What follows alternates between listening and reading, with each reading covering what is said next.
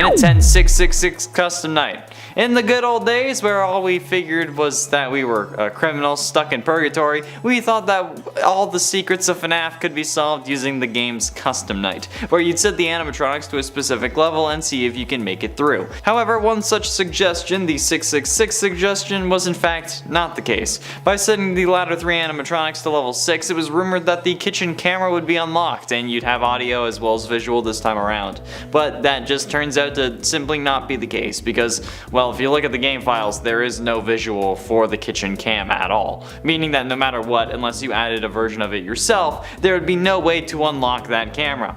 And this wasn't the only time we'd be getting trolled by FNAF 1's custom night, but more on that whole kerfuffle later on, maybe. Fun fact though, kerfuffle is what I named my first Club Penguin Puffle. And at 9, Tater the Waiter Gator. Tater the Waiter Gator was a fan-made character that was made just for fun. However, a fake Scott that also did a whole other fake FNAF thing took the model to Twitter claiming that they were a new animatronic. This guy was a real menace back in the day.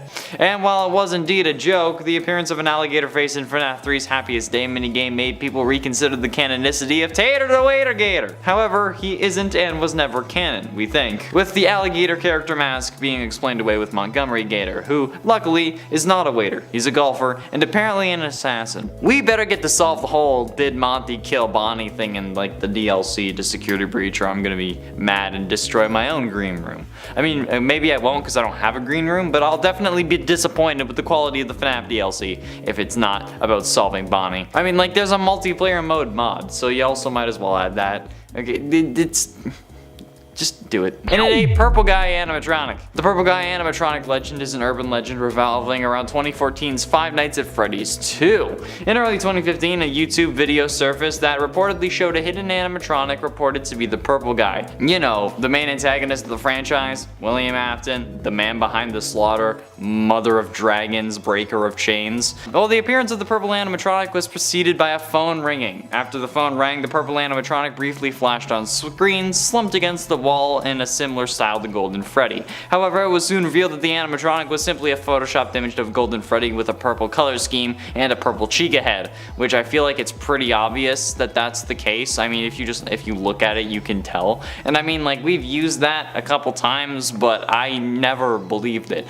Plus, if there was a Purple Guy animatronic, it wouldn't just be reused assets. What are you on about? But there could still be a secret purple animatronic that we don't know about, or maybe Toxic Springtrap in this case is the key to everything. And at 7, the 2-eye theory. The 2-eye theory states that in the bad ending to FNAF 3, there are 2 eyes lit up in the head and the back, which we assume is Golden Freddy to show that there are 2 souls inside the animatronic.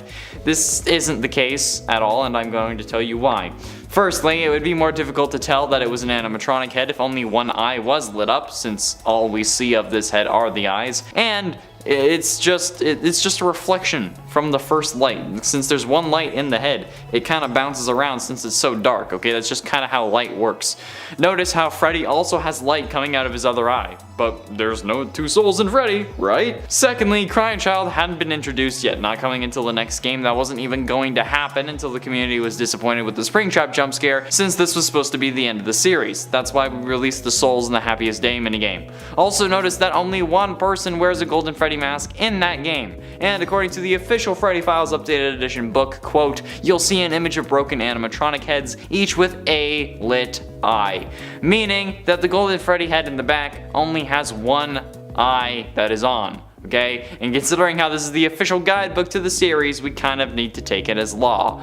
The only argument against this, it would be that Scott could have adapted the story after this, since in a Reddit post he said that he has only ever made one retcon, but didn't actually provide the retcon itself, so the intention between the 2 eyes could be the retcon, but given the Freddy Files book actually came out after, or at least the updated one did, I doubt it. And it's Extreme Theory. What is seen in the shadows is easily misunderstood in the mind of a child. Those words are from the developer of the series, Scott Cawthon himself, on his website during a Map Hat charity live stream where he says before, 4 games, 1 story. So what's going on? Players were scratching their heads for a long time about how this could be possible with one linear story, but like, how? And we came to one conclusion. Could it all be a dream? The online community at one point believed so. Apparently, because of FNAF 4, okay? It was We thought that was a dream, therefore we thought everything else was going to be one long vivid dream after crying child got bit by an animatronic in 1983. Fans believe the bite played out a lot differently than it actually did in the game series. So does that mean that it originally was a dream and then Scott retconned it yet again and that was the one retcon? No idea. If that is the case though, is anything else in the series a dream? I don't know. Am I dreaming right now? I hope not. Is there really a dancing alligator dedicating a song to strippers and adult film stars? Yes, and that TikTok was very disturbing. Halfway through into number 5, Sparky the dog. It sounds cute at first, but don't let that name fool you, okay? He's haunting to look at. He's an animatronic, of course, but not a real one. In the early days of development, a rumor began to spread around, apparently reporting a 6th animatronic that would make an appearance in the game. If Sparky did appear, it would have been pretty obvious, because he's a dog, and that's literally the only dog in the game. But the good news is that he wasn't real. But if he was, apparently he wasn't going to attack you. He was just going to stand and watch you for a bit, which is kind of worse. Screenshots, of course, hit the internet, but it was never a thing. I don't know why people think that this is... People still like message me going like, why haven't you made a list about Sparky the dog? Because he's not real. It's not a thing, okay? Like what? And then there was the fake Scott that was saying that Sparky was there the whole time. Or like, I wouldn't doubt it if Scott added him in a later game and was like, no, Sparky's been a character this whole time. What are you talking about? Because like, Scott is the ultimate gaslighter. Okay? He's the ultimate gaslighter, but he makes it clear when he is gaslighting you, so at least you don't think that you're actually crazy. It's very clear when he's doing it, but he still loves to do it. Getting close to the end of number 3, Mrs. Afton's death. The story of Mrs. Afton, if there even is one, is a mystery that we've been debating for ages. A story that hasn't even had a slight amount of explanation. No references, no mention of a name, nada. So, naturally, there are theories. However, these theories have no base in actual game lore and instead focus on FNAF fan animated music videos and stories that are treated as canon and sadly, heavily so, sometimes. The truth is that we have no idea what actually happened to Mrs. Afton currently. We have no idea if there even was a Mrs. Afton or if it was just a baby mama or if William ended up having a surrogate so he could have children of his own, and hell, his kids may just be adopted or actually stolen. Yikes. Or maybe he used the ball pit from Into the Pit and went back in time and got kids from like 1920, which is also possible because FNAF made time travel a thing. Either way, for some reason, and I'm not quite sure what video caused this to pick up, I'm pretty sure it was the Living Tombstones, a lot of people think that Mrs. Afton died in a car accident. I mean, it's a possibility, but that doesn't mean that it is canon. There are other explanations, and no one really says those are canon, so I don't know why you think that a car accident is canon. There are also others that think that William killed her, or that she just left him because she found out what he was doing, but then for some reason left his prime demographic with him and didn't call the cops. And others think that her leaving is the reason that he started killing people. And you know what? All are equally possible, but nothing is actually canon, so stop it. But ultimately, into number 2, Gregory is 40. To be totally honest, the knowledge that Gregory has in Security Breach exceeds that of my own, okay? This kid is the size of a 4-year-old, can fit inside Freddy, can fit inside baby strollers and other various small areas around the Pizzaplex. He's too small to drive one of the go-karts alone, but he also knows how to restart generators, operate a trash compactor, start, and is capable of driving a car, as well as identifying a car battery, connecting the jumper cables on a car battery properly, and then using those to fix Freddy's whole recharge every hour issue. Okay? Even I can't drive a car. I don't have my full license. How is this kid doing it? I don't even know what is this thing? Like, how in the living hell does this make any sense? How do they solve the whole recharge issue in the true ending? Because Freddy is still going to need to recharge every hour. But they don't have the van this time because they ran out from a cave. So how do Freddy and Gregory make it down the hill or to whatever hill it is without Freddy needing to recharge? Or like, do they actually solve the issue? This kid knows more words than I do, but is still somehow the size of a 4-year-old maybe on like the shortest end of the spectrum. Like, no, it makes no sense. And this kid's weird superpower is what makes this game so confusing. It really only makes sense if he was a robot that is supposed to mimic a toddler who's been on for decades and then has been learning the whole time. That's the only thing that makes sense, and that's saying something. And finally, in at number 1, the arcade conspiracy. The arcade conspiracy gets its name from one of the lore duffel bags we can find around the Pizzaplex, where we learn that something else seems to be going on here. Quote from this arcade conspiracy note. Quote, exit interview. They are working together, the arcades. They're hiding something. The glitches. Glitch them all at the same time. Then the princess will recognize me. She's testing me. I am not yet worthy. The others are protecting it. Let me stay. I'm so close. Just one more night, please. I can save the princess. Now it's clear that this seems to be referring to the Princess Quest minigames. However, it doesn't really seem like we have to glitch the Princess Quest games in order to win. We just have to beat them in orders from 1 to 3, and then boom, we save Vanny. So what does this actually mean? Well, there are 3 other arcade machines that seem to be having mysterious glitches as well. The Balloon Boy World game you can find in the theater in the Sun Drops weird room thing. Chica's Feeding Frenzy, which won't turn off even when you unplug it, that you're supposed to be able to find in the bakery, and the Monty Golf AR Arcade that, according to its duffel bag, shouldn't be in the mini golf area, but it is. However, while you can play both Balloon Boy World and the Monty Golf game, my lowest score is 14 and the lowest score you can get is 13, so try to beat that.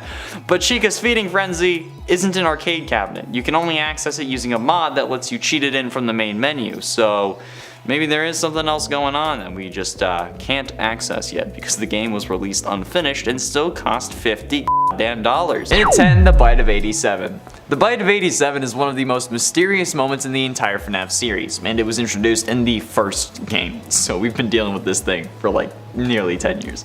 Being introduced into the series in FNAF 1 from 2014, the Bite of 87 has remained one of the most debated points in FNAF history, and we can't quite agree on what happened. At first, we thought it was Golden Freddy who caused the bite, then Normal Freddy, then Mangle, then Fredbear, then Toy Chica, then back to Mangle, and everyone has their different opinion on the subject, but for some reason, people also think that it's confirmed that the Bite of 83 from FNAF 4 is the Bite of 87.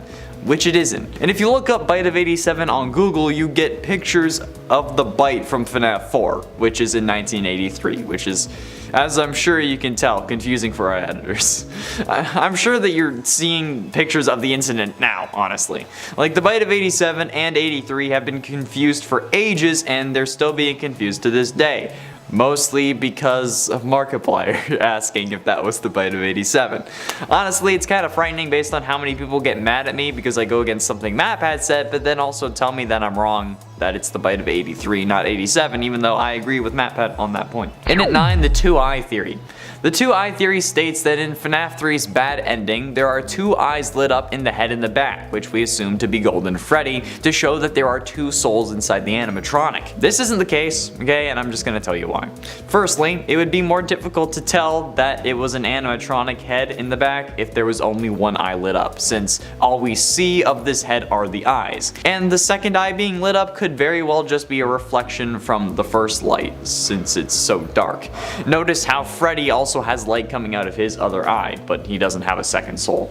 Secondly, Crying Child wasn't introduced into the series yet, not coming until the next game that wasn't even going to happen until the community was disappointed in the Springtrap jump scare. Since this was supposed to be the end of the series, that's why we released the Souls in the Happiest Day minigame. Also notice that only 1 person wears a Golden Freddy mask in that minigame, and according to the official Freddy Files Updated Edition book, quote, you'll see an image of broken animatronics heads, each with a lit eye, meaning that Golden Freddy in the back only has 1 eye lit. And considering how this is the official guidebook to the series, we kinda need to take it as law. And at 8, Sparky the dog.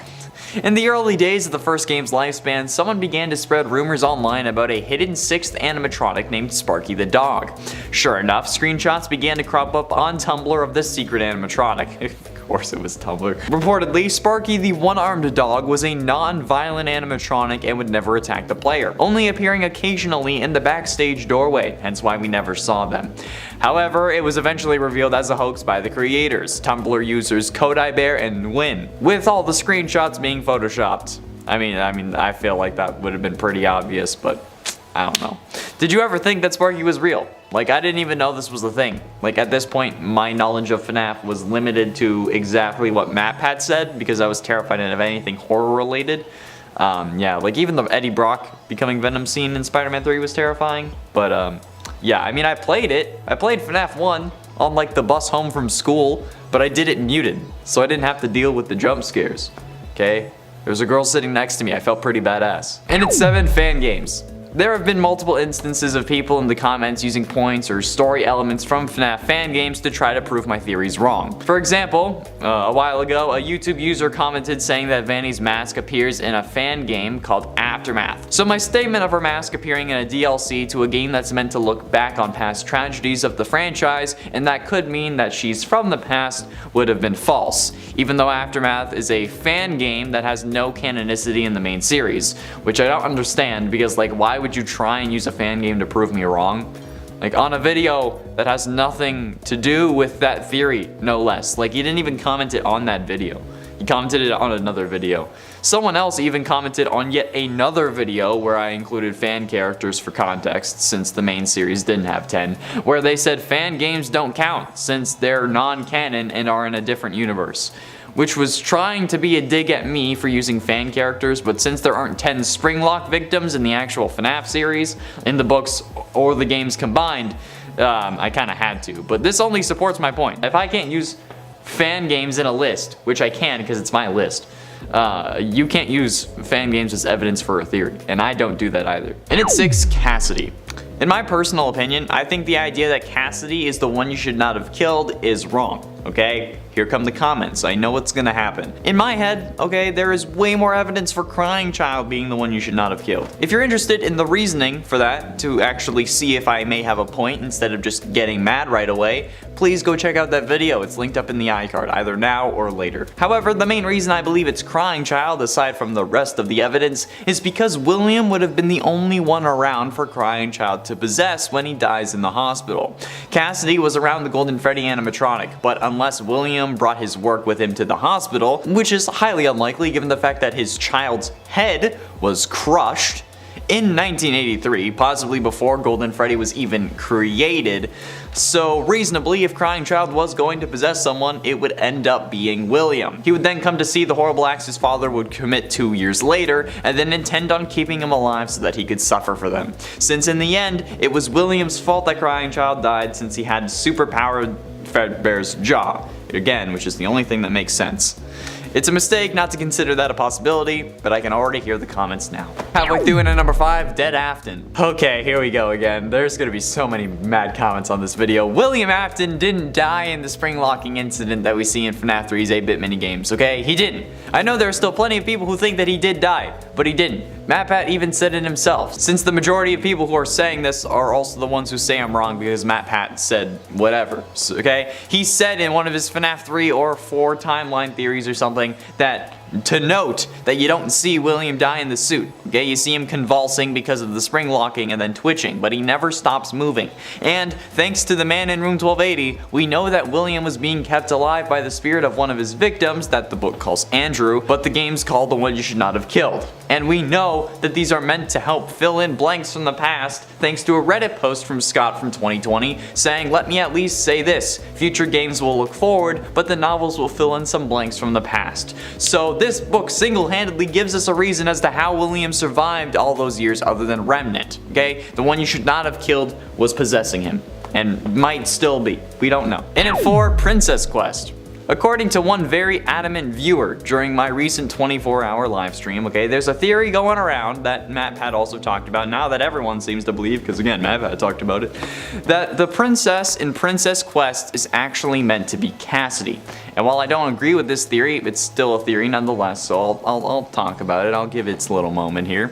This theory generates from some apparent files within one of the games, guessing that it would have been security breach since there are 3 Princess Quest games in that one compared to the FNAF VR mobile version where there's only 1. But apparently, according to this viewer, those files indicate that the actual name of the character is Cassidy. I don't know how they really indicate that, and I mean, like, I don't know how anyone found that. They wouldn't really elaborate. They just kept spamming that it was Cassidy, despite me saying that I don't care about that because that's clearly not the case in my opinion, because like if you think about it, in the first Princess Quest game, that's when you get trapped by Glitch Trap, right? That's when you get possessed by Glitch Trap, and then you spend the next 2 games trying to break free. Like, the only reason I'd believe that it's Cassidy is for purely symbolic reasons, since Cassidy is trying to torture William, at least if they are the one you should not have killed, which again, I don't believe, which would end up giving her motive to free Vanessa from William's control. But that's the only reasoning that I'd be able to, like, think for this theory, which makes it seem more like a hypothesis to me. And again, we get captured by Glitch Trap in the first game, which clearly indicates that it's actually Vanessa. And honestly, this could be what Vanessa's doing in her head. Okay? Like, this is when Vanny's taking over and Vanessa's not in control, this could be what Vanessa's doing, trying to fight back, okay? Getting close to the end into number 3, Mrs. Afton death. The story of Mrs. Afton, if there even is one, is a mystery that we've been debating for ages. A story that hasn't even had a slight amount of explanation, okay? No references, no mention of an actual name, nothing. So naturally, there are theories about it. However, these theories have no actual base in-game lore and instead focus on FNAF animated music videos for the most part, and stories that are treated as canon and sometimes scarily heavily so. The truth is, okay, we have no idea what happened to Mrs. Afton currently. We don't know if there even was a Mrs. Afton, or if it was just a baby mama, or if William had like a surrogate so that he could have his own children and just paid some woman to have his kid. Hell, okay, these kids may just be adopted for all we know. Either way, for some reason, and I don't know what video really caused this to pick up, a load of people think that Mrs. Afton died in a car accident and then is now possessing Ballora. I mean, it's a possibility, certainly, but that doesn't mean that it's canon. This is still a problem to this day, with many people just a couple of days ago trying to tell me what happened, mostly treating their statements as fact. A couple examples if I may. Quote, William killed Mrs. Afton, he stuffed her body into Ballora. Or, William Afton killed Mrs. Afton and Mrs. Afton now is Ballora in sister location. And Mrs. Afton is Ballora now though. That last one was meant to be a fact. Like, there is no interpreting it otherwise. They intended that on being like a correction.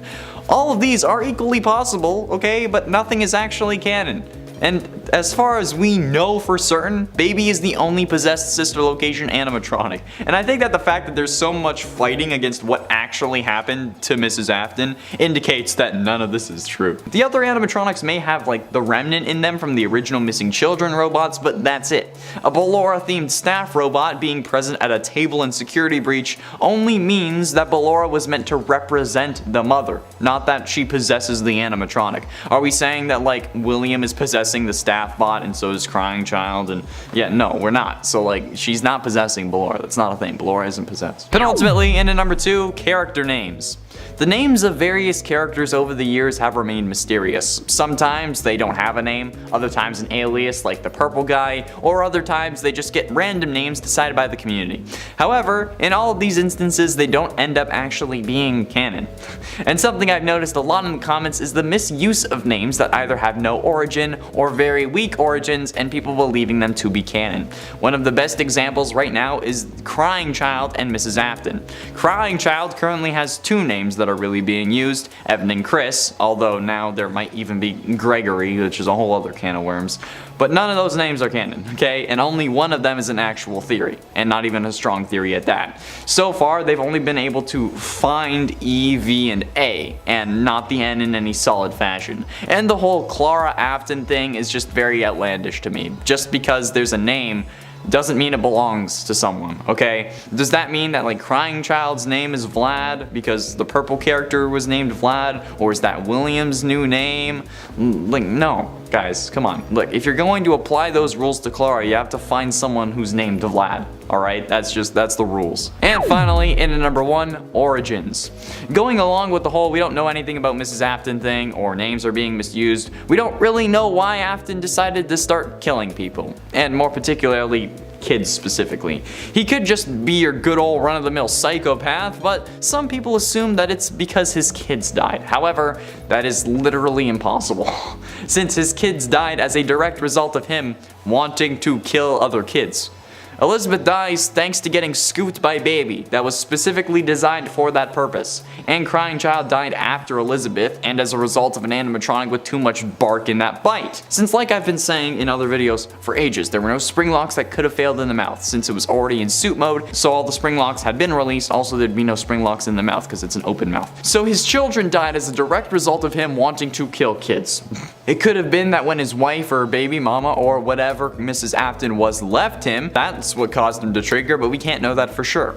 The truth is, we really have nothing to go off of as to reasons why William started killing, because it wasn't because of possession or his kids, because he doesn't learn about those until after he starts wanting to kill people, okay? Maybe a Fazbear Frights book will let us know when like the 12th one comes out with all the discarded ones. I don't know. In at 10, ghost stories. There was a thread on the FNAF Reddit about role-playing as an in-universe FNAF outsider, and this tale comes from Super Bowl Meme, who thought that the ghost stories were just that, ghost stories. I remember going to Fazbear's during its final days open. It was fun, despite all the rumors surrounding the place. I went back there recently though, and my experience has shown me things I never could have imagined. I busted in late at night around 4 a.m. and the place was abandoned for several years before this, and it showed. Without maintenance, the place looked like the opposite of somewhere children would want to go, and I looked around and I was trying to find something, like literally anything, but all I found was the stage and the performers. They were, old to say the least, completely rotten and moldy, and I could barely breathe around them. Then after seeing them, I noticed something. They were focusing on me. Solely on me. Then Freddy blinked. I've never ran faster before, and I don't know if it was a dream or maybe those rumors are more than just stories. Their eyes told me everything. In at 9, Twitter. The Twitter account Diamond Zia on June 27, 2020 tweeted out 3 photos with the line "FNAF will be real in 48 hours. These pictures were just of news articles. One from USA Today titled 5 children have gone missing inside Chuck E. Cheese. One from Associated Press called post-hour worker at Chuck E. Cheese reported dead at 27. And a final one from something news, couldn't quite tell what it was, saying night shift worker at Chuck E. Cheese's claims strange movement from animatronics during post hours. However, this title had animatronics spelled incorrect. Yeah, everyone was freaking out at the pictures and the articles, particularly the first one, and they were shared all across the internet. People were freaking out because, you know, we all thought that FNAF was gonna be real. Chuck E. Cheese was closing at this time too. However, people didn't realize that these were fake. How are they fake, do you ask? Source code editing, okay? You can change whatever, like what anything says on a website. All you need to do is inspect the source code on like Google Chrome or something, okay? You just need to find the aspect that you're looking for, then once you do, you can change it to whatever you want. So whoever made the original image found an article about Chuck E. Cheese closing or something, and then just changed it to 5 children going missing, okay? And the same thing with the other ones. That's why there was only pictures and not actual articles. However, now we know that Freddy Fazbear's is getting a pizza delivery service, so I guess technically, in a way, Freddy Fazbear's was real, but not in the actual location, okay? There's no location. And it ate doors. This was bound to be on a list eventually, okay? I hate the goddamn doors in this game. Why do they open when the power is out? That makes no sense. Even if it's like an electromagnet, like everyone keeps saying in the comments whenever I bring this up, those require power to turn on. So if anything, it would be costing power to keep the door open rather than closed. Gravity doesn't work in reverse. If the magnet is off, then the door would just fall down. I get that it's for gameplay purposes, okay, but what in this universe makes this make sense? There's no conceivable way that these doors should work in this fashion, but they do, and it makes me mad. Like, why would you do this to me? Sky Daddy Scott, bringing it back. Why? This is so stupid. I don't know. I don't know if anyone can actually believe that this is how they work, okay? Some people say it's a fire safety thing, but if the building runs out of power, how are the doors open? Electromagnets don't work like that. God, it would cost more power to keep them open. At least operating at normal logic levels, okay? The tales of these doors have to be some form of Legend of the FNAF universe, because they're just stupid. And it's 7, investigation. Speaking of things that are too ridiculous for people to believe, do FNAF universe people think that the cops are horrible at their job? Like, we know that there was an investigation into the incidents thanks to Midnight Motorist from FNAF 6, but they never found the bodies. Like, even though the animatronics smelt like death and were oozing blood and mucus, so much that they had to shut down according to FNAF 1 newspaper clippings. So, what gives? Why did they close the investigation so quickly? Or why didn't they look into the suits when it was reported that they had blood on them? I don't care if it's the 80s and the police don't have the tech they do now. If a place you are investigating because there's missing people and you found no bodies and then something starts leaking blood, you go and check the thing out. You can't just leave and be like, that can't be related. Who the hell thinks like that? It's so stupid. And honestly, even though it's a game and like there had to be a reason to continue on, it shouldn't have happened. I get that like they found the body, like if they found the bodies, we wouldn't have gotten the games. But sometimes it's quality over quantity, okay? You know, maybe they had to meet their arrest quota for the month, so they just arrested someone. Is the incompetence of the police, like,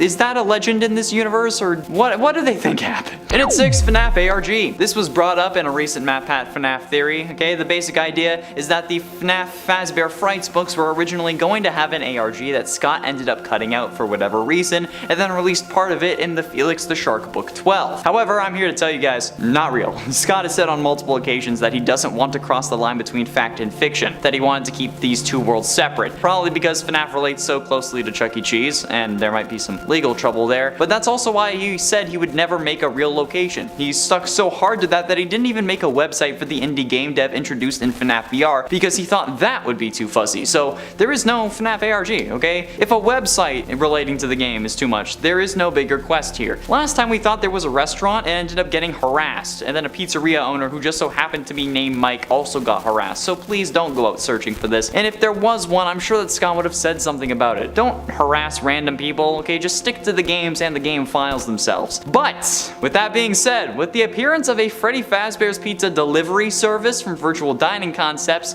maybe there's an outlet for Scott to release secret bits of lore. However, it would involve people needing to buy food, so if he chose to do that, it may not go over the best, but still, even if that is the case, it would only come from this virtual restaurant, nowhere else. Halfway through into number 5, Felix the Shark. Felix the Shark is the first story in Fazbear Frights 12, Felix the Shark, and unofficially the Fazbear Frights series 34th story, and it's written by Andrea Wagner. And I feel like this is, like, the entire book is more so FNAF Urban Legends since these didn't make it into official release. So this one in particular though is worth pointing out since it does resemble Sparky the dog in many ways. Dirk, an adult, reminisces about Freddy's with his group of friends. They all bond over the familiar characters of Freddy, Bonnie, Chica, and Foxy. However, when Dirk brings up the character Felix the Shark, his friends get confused. He recalls specific details, that Felix the Shark was kept in an aquarium-like large tube around the pizzeria that visitors could enter and swim up along with him, but his friends believed that he was just making it up. Determined to prove this memory was true, Dirk visits multiple Freddy's locations in many states to find one that actually had a Felix. And finally, in a near abandoned town, he finds a few people who remember Felix, all of whom had terrible nightmares concerning him. And this is exactly how urban legends start and grow.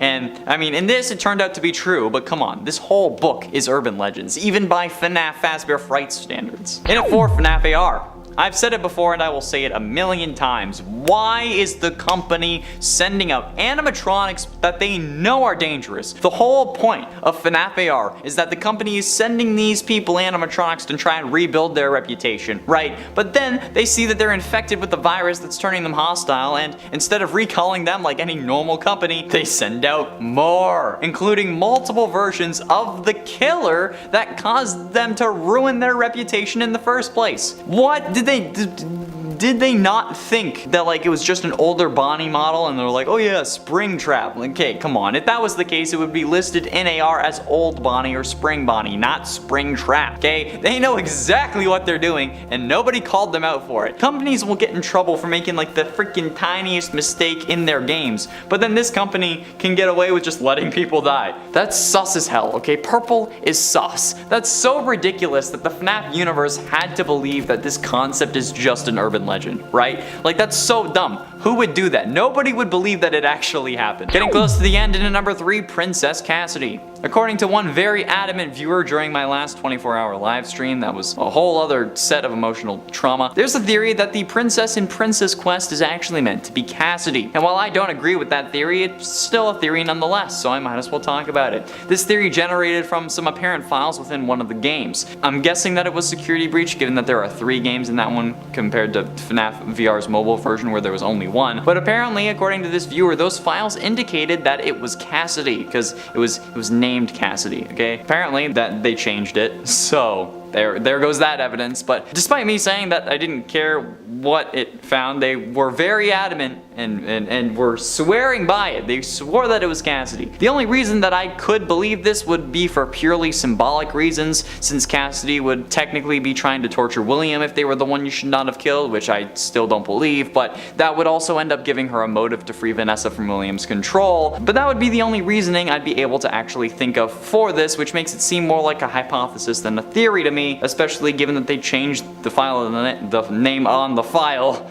so it wasn't Cassidy. And while Cassidy may have been incorrect, it did end up containing a soul, the soul of Vanessa. So in the end, it is true, in a way, which makes it good enough for this list. Okay, I'm kinda stretching at this point. 3 parts is a lot. But ultimately, in at number 2, Fazbear Frights. While yes, I did include Felix the Shark and his whole book on the list as a number, that's because those are like even legends in the Fazbear Frights universe, like I said, since they were cut stories that were thrown together for a cash grab 12th book, let's be honest. However, I think that by FNAF standards, all these stories would have to be legends. I mean, like, come on, the story of a man who can't die in a hospital. While relating to Afton, we know that it didn't happen since we see Afton in the burn trap suit in Security Breach. Plus, sea bonnies, come on, that's so utterly insane and stupid that these stories must only fit into the lore by being legends. Like, things based in somewhat of a real original story that then get blown out of proportion to be something else, but with that root of reality. Do you know what I mean? Like, that's the difference between a myth and a legend, okay? Myths are entirely fictional, then legends have kind of a root. That's the one thing I learned from my second semester, second year college elective, okay? It's the only thing though. This entire book series are just FNAF universe legends that are passed around in universe, which kind of makes them cooler because it's a look into like the general population of the FNAF universe, but that's a thing for another day. And finally, in at number 1, God's Wrath. Okay, so this seems to be an easy way of interpreting multiple fires that keep happening at FNAF locations. It could possibly be seen as God, or a god, trying to cleanse the restaurants, or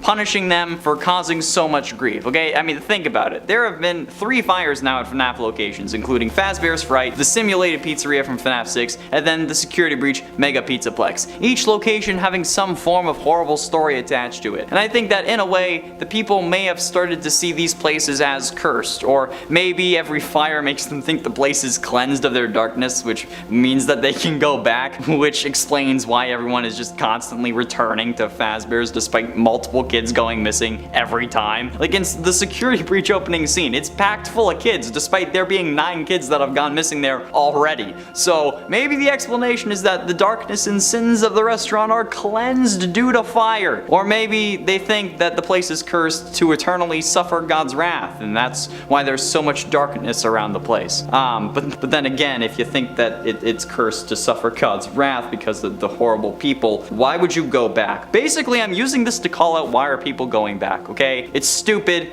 Don't do it. Stop. In at 10, Afton Possessed. A long time ago, I made a passing comment that Afton wasn't actually dead. People were mad that I didn't put Springtrap on the original scariest animatronics list, and aside from him being literally so unscary that they had to make a whole new game to compensate, I also argued that since he's just a guy enhanced by robotics, he wasn't an animatronic and instead a cyborg. And in the great terms of Fallout 4, nobody liked that. Even when I cited the fact that even MatPat pointed out that Springtrap never dies. But that's aside the point. However, I was in fact proven correct when the story of the man in room 1280 came around to show us that William was unable to die thanks to the spirit of the one you should not have killed. A young boy with an alligator mask in the books who was keeping him alive so that he could suffer for his crimes. And until this day, most people still won't accept that despite it being proven, okay? They take him off life support in the book and he's still kicking after that, okay? So whether this hospital experience actually happens or not, the point of the book was to show us that Afton was possessed and that's how he survived, okay? Someone needs to update the wikis, because they still say that he died as a human. He didn't really die until like the FNAF 6 fire, maybe when he became a sentient code, if we want to consider that dying. In at 9, the Golden Killer. I am absolutely positive that the FNAF universe has plenty of urban legends about these restaurants. I mean, like, how could they not? A place where kids keep going missing that then gets shut down and reopens almost every 5 years. If that's not a cause for urban legends, I don't know what is. Christ, this is one of the most horrifying stories a parent could ever hear about. Like, if anyone so much as looked in our direction wrong as a kid, my father would ban us from returning. It was insane, and I'm honestly surprised that he didn't me. Either way, there must be tales of the Golden Killer that would dress in an animatronic suit and lure children away with the promise of free tickets and pizza. Obviously used as a cautionary tale by parents about the dangers of talking to strangers, but I think they may not realize how close and how serious these stories actually are, especially given that the Pizzaplex, at least when it's open, is still packed full of children despite 9 kids already going missing there. In at 8, Springtrap, another urban legend from the FNAF universe that's also in the FNAF universe, like it's from the FNAF universe but also inside the FNAF universe, is Springtrap. The whole point of Springtrap was that he was an old animatronic that still worked that they set loose in the Fazbear Fright horror attraction. The attraction that was a replica of the old Freddy Fazbear's Pizza located inside an actual amusement park meant to revive the decades-old urban legends that surrounded the establishment from 30 years ago. Springtrap's whole purpose was to be an urban legend. If we got to see more from like the actual universe, like materials and newspapers, I'm sure that they would have marketed the only working animatronic as horrifying and actually possessed by one of the original victims, all while being unaware that it was actually the killer that they had set loose once more. From a story standpoint, I see why they had to do it like this. It actually like puts stakes back into the series because the killer's out again. But my real question is, why did Henry sell the location, okay? I mean, like, they bought the place to get scraps, right? So why did Henry sell it if he was just planning on burning it down? Like, why risk William getting loose? Why even burn it down when he was already trapped in the room and had been stuck in there for 30 years, okay? It seems painfully stupid in my opinion. Dude, you don't need to sell it, okay? Just let him suffer. And at 7, Afton possessed. See how I changed the inflection? This time I put the emphasis on Afton instead of possessed. That's because this time around, Afton is the one doing the possessing instead of the one being possessed. Yes, we originally assumed that Vanny was going to be possessed by Glitchtrap, aka William Afton, aka the coded digital version of Afton's consciousness that possessed a VR video game. Yeah, but it definitely wasn't something that could be proven at the time. But after the release of FNAF Security Breach and the discovery of the therapist tapes at the end, we know that this theory was in fact correct. Vanessa did get possessed by Glitchtrap at the end of FNAF VR, and then Afton used her to get back to his old body. However, now it seems that both versions of Afton are kicking around, assuming that the blob didn't destroy Burntrap, something which we also still don't know, and probably won't know until the DLC comes out, or even maybe the next game, or maybe even a book, hell, maybe even the movie. And it's 666 Custom Night. In the good old days where all we figured was that we were a criminal stuck in purgatory, we thought that all the secrets of FNAF could be solved using the game's Custom Night, where you'd set the different characters to specific difficulty levels, and then you'd see if you can make it through. However, one such suggestion, the 666 suggestion, was in fact not the case. By setting the latter 3 animatronics to level 6, it was rumored that the kitchen camera would be unlocked, and then you'd have audio as well as visual for this night. But that turned out to just simply not be the case, because, well,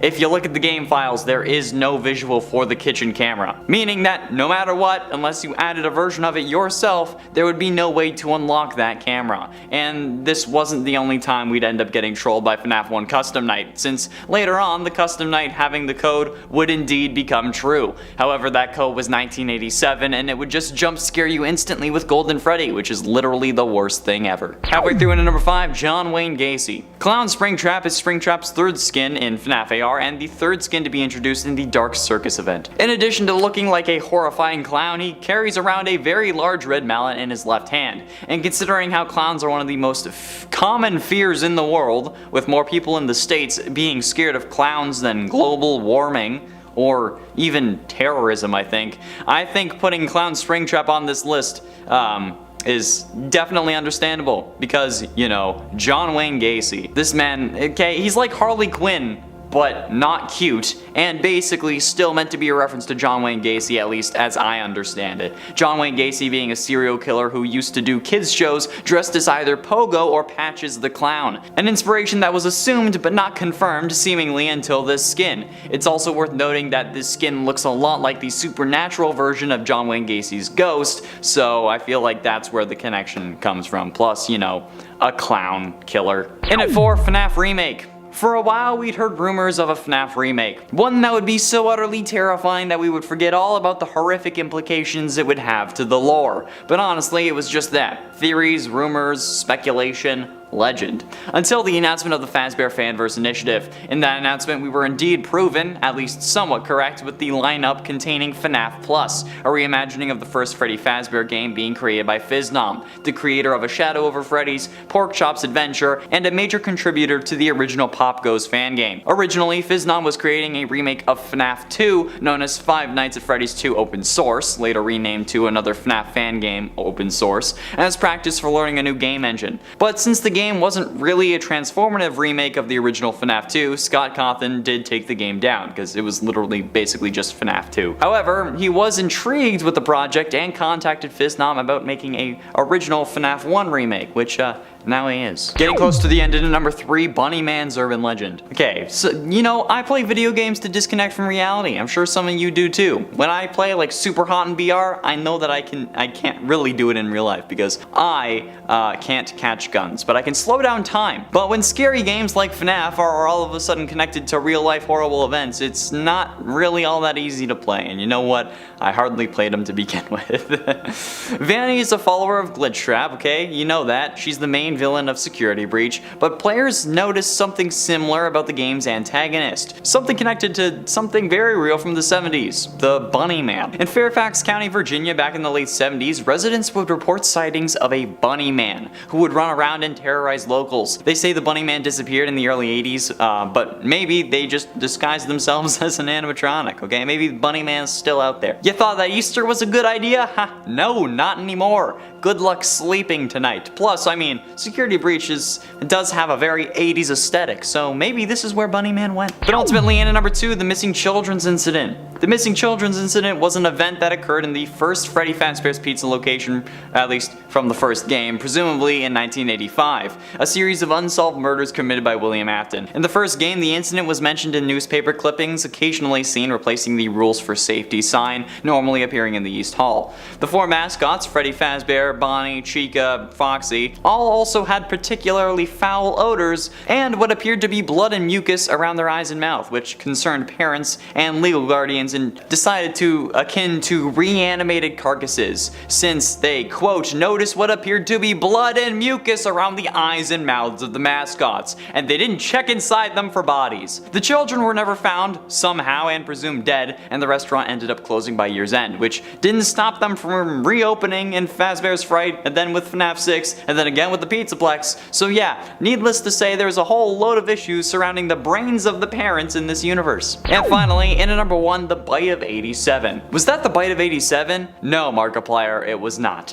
The Bite from FNAF 4 was in 1983 and often called the Chomp or the Bite of 83. Okay, the Bite of 87 was an incident that occurred in 1987 at the second Freddy Fazbear's Pizza location. It was briefly mentioned by Phone Guy in the first game and it had us hooked from the get-go. The details of this attack and the identity of the animatronic responsible are really unknown, but it allegedly caused the victim to lose their frontal lobe, you know, the front part of their brain. The victim actually ended up surviving the attack, but the incident contributed to a loss in the company's reputation, understandably, which was one of the numerous incidents that resulted in a major drop in business. But not forever, for some reason. As a result of the incident, the animatronics were no longer allowed to wander around during the day, instead management decided to let their free roaming mode be exclusive to night so as to prevent their servos from locking up, which is not how servos work, but maybe it's how they work in this universe. Some fans think that Foxy caused the bite, others think Freddy, Mangle, some even think that Chica might have done it. However, it's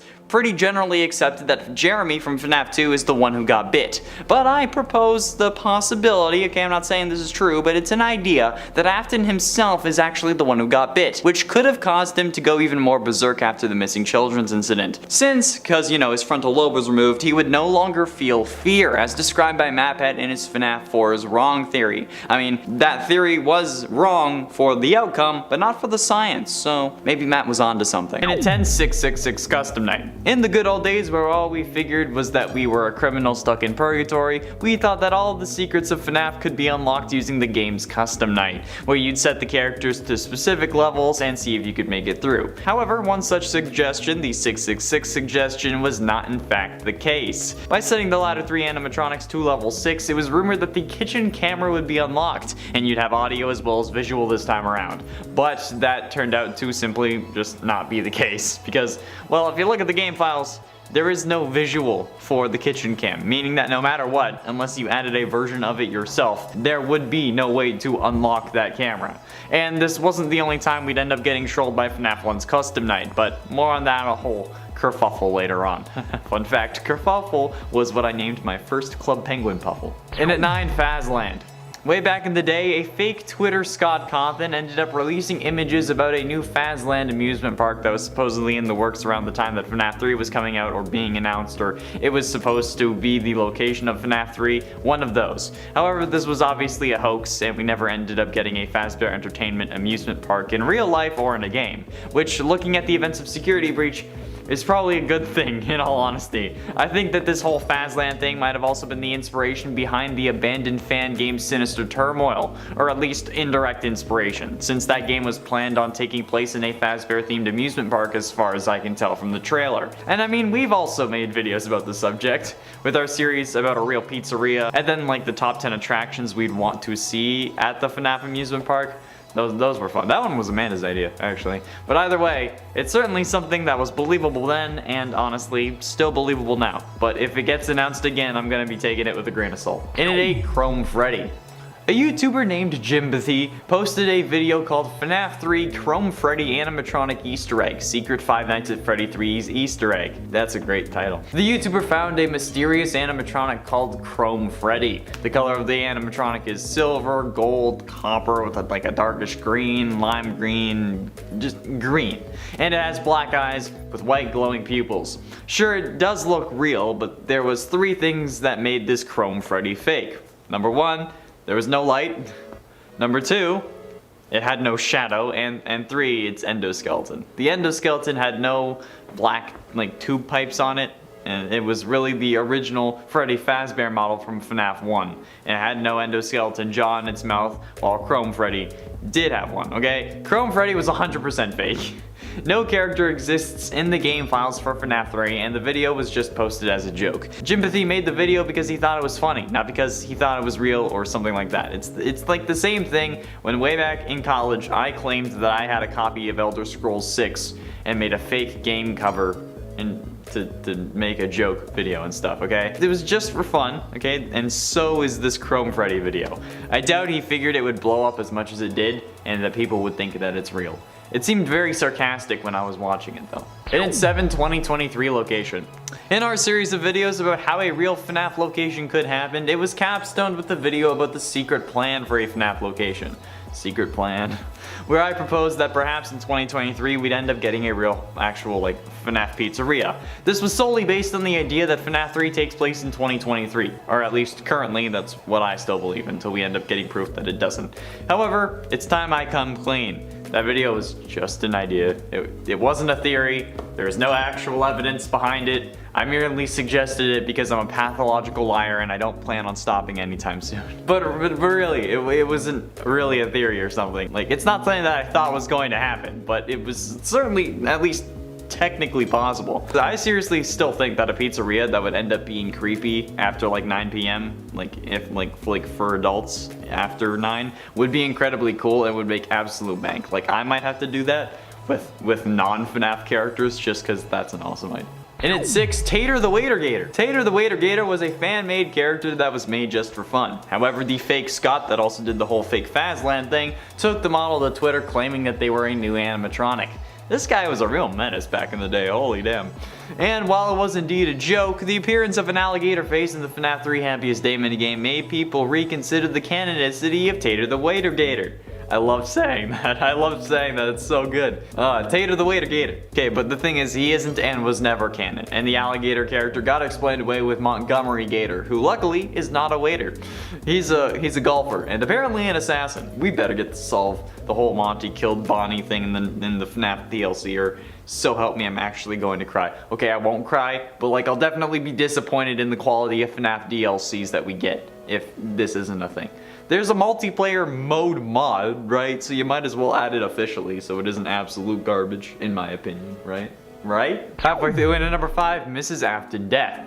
The story of Mrs. Afton is, if there even is one, is a mystery that we've been debating for ages. A story that hasn't had a slight amount of explanation, okay? No references, no mention of an actual name, nothing. So naturally, there are theories about it. However, these theories have no actual base in-game lore, and instead focus on a FNAF fan animated music video and stories that are treated as canon and sometimes heavily so, to the point where I've gotten plenty of people getting mad at me in my Instagram DMs. The truth is, we have no idea what happened to Mrs. Afton, currently. We don't even know if there really was a Mrs. Afton, or if it was just like a baby mama, or if William ended up having a surrogate so that he could have children on his own. Like, hell, his kids may just be adopted, like Courtney and Jackson from The Tempest by Julie Cross, which is actually my favorite book, and you should read it. Except FNAF is without the whole time travel thing. In the games, in the books, there's time travel now. But either way, for some reason, I don't know why, but like, I don't know what video caused this to pick up, but a load of people think that Mrs. Afton died in a car accident. I mean, it's certainly a possibility, but that doesn't mean that it's canon. There are also others that think that William killed her, or that she just left him because she found out what he was into, but then for some reason left his prime demographic with him. Others think that she offed herself, others think that her leaving is the reason he started killing, and others think that she just died in a plane crash. All are equally possible, but nothing is actually canon. In it 4, Real Pizzeria. Before the release of FNAF 4, Scott Cawthon's website was littered with references to the numbers 8 and 7 in the source code. This caused many fans and even dear old MatPat to think that these were references to the year 1987, where the famous frontal lobe bite occurred, and even caused a whole lot of problems when the game was released. However, other fans believed these were coordinates, so after plugging them into Google Maps somehow, which I honestly don't understand how you would have done that, but like, whatever. I tried to put the numbers in and it just didn't work, so I don't know how they got to this, okay? But after putting them into Google Maps, they found the location that it was giving them, and it was an actual real-world pizzeria. Obviously, once this got shared, fans of the franchise started harassing the place trying to get answers. And while it was all one big coincidence, someone might have caught on before. Kathy Blockus reviewed the pizzeria, saying the robots kill people. I saw a robot fox killing a kid in there before. Run for your lives out there. This was 3 weeks before FNAF 4 was actually like announced, which is when all the 8s and 7s appeared on the website. So while this is incriminating for the pizzeria, Kathy also left 5 stars on her review, so either they're into some really weird stuff or they're just a fan of the franchise. Hopefully they're a fan. Getting close to the end, to number 3, Sparky the dog. In the early days of the game's lifespan, someone began to spread rumors about a hidden 6th animatronic named Sparky the dog. Sure enough, screenshots began to pop up on Tumblr, because you know Tumblr is the most trustworthy. Reportedly, Sparky the one-armed dog was non-violent and would never attack the player, only appearing occasionally in the backstage doorway. However, it was eventually revealed as a hoax by the creators, Tumblr users CodeIbear and Gwen, with all the screenshots obviously being photoshopped. Did you ever actually think that Sparky was real? I didn't even know that this was a thing at the time. At this point, my knowledge of FNAF was limited to what MatPat said, because I was terrified of anything horror related. Like even the Eddie Brock becoming Venom scene in Spider-Man 3 was terrifying to little me. To be fair, my parents also wouldn't let me watch anything remotely scary, and as a kid I had a dream that a zombie popped his face up right next to my bed while I was sleeping, and then I ended up punching my side table. But yeah, I don't remember this. But it was a thing, it was a thing. But ultimately, in at number 2, 1987 ending. I feel terrible for the poor sucker who figured this one out first, alright?